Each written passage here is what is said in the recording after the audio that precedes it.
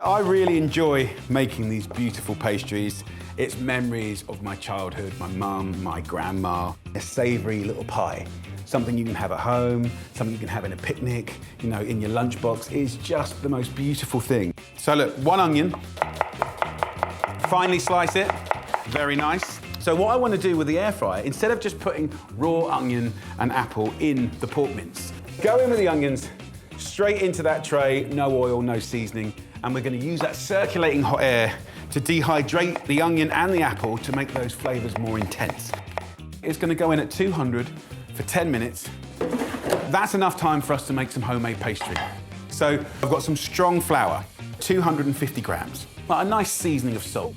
What I have is 125 grams of cold butter, and we're just going to dice it up. Use our fingers and thumbs just to push through the butter and the flour. Go in now with like 70, 75 mils of cold water. Just want to bring this dough together. Work on a clean surface here. I'm going to cut this into quarters. And then you pat this into a little ball. Cut this into little squares and put a little oil on the paper here. This will stop it sticking. Bit of flour on that as well. And this will make 4 pies. You could let this rest for half an hour. I'm going to do it for like 10 minutes, and I'm going to put it in the freezer. I want to kind of show you how quickly and brilliantly you can make this at home, because I really, really want you to do it.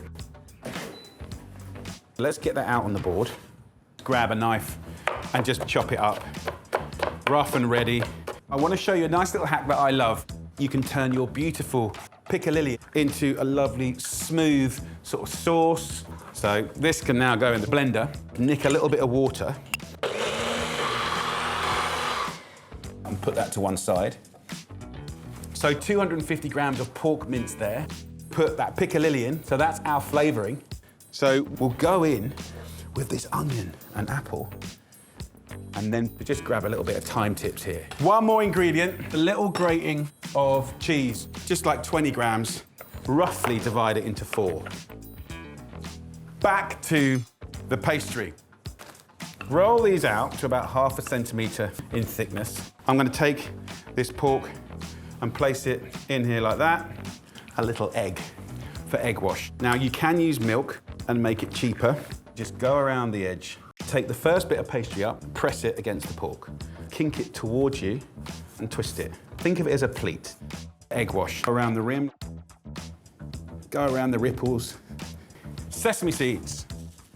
A couple of tablespoons around the edge. You don't need much. A little bit of the cheese on top. God, this is going to be so good. A few bits of thyme. Growing herbs is the cheapest way to do it. We're going to put 2 in here. I'm going to cook this for 15 to 20 minutes until golden and delicious at 200 degrees Celsius. Let's clean down. I'm going to make a nice little salad. I'm using some of the cheapest veggies you can get your hands on. Walnuts. With the apple, they're like best friends. And then a couple of pork pies here. Hallelujah. Come on. If you came home to that, you'd be well chuffed. A little extra Piccalilli. Let's cut one of these open. Look at that. Steaming. A little bit of Piccalilli. Come on, we got this. Mmm. Flaky, decadent.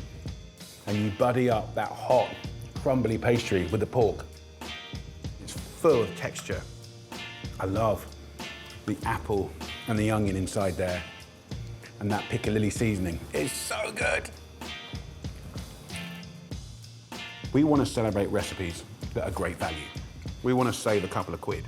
But if we use techniques from our grandmothers, right, pastry, this is kind of like clever, shrewd cooking, but it's so delicious. Beautiful.